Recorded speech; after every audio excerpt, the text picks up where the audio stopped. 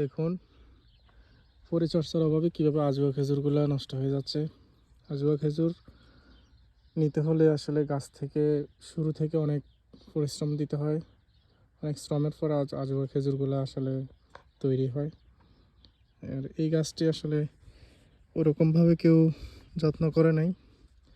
ফুল আসার পরে দেখুন অনেকগুলো খেজুর এখানে হয়েছে, কিন্তু আসলে এগুলা খাওয়ার উপযুক্ত নয়। কিছু কিছু আছে খাওয়ার উপযুক্ত, আর অনেকগুলো হচ্ছে বাতিল হয়ে গেছে।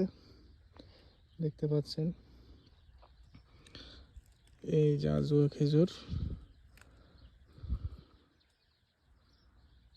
সাইজে অনেক ভালো, অনেক বড় মানের খেজুর, কিন্তু আসলে এগুলা দেখার কেউ নেই বিদায় অনেক খেজুর নিচে আছে, অনেক খেজুর উপরে। এদিকে পাখি কিছু খেয়ে নিচ্ছে। আল্লাহর নেয়ামত, এভাবে আসলে কিছু মানুষ খায়, কিছু পশু পাখি খায়। দেখুন যত্নের অভাবে কীভাবে নষ্ট হয়ে যাচ্ছে আজুয়া খেজুর।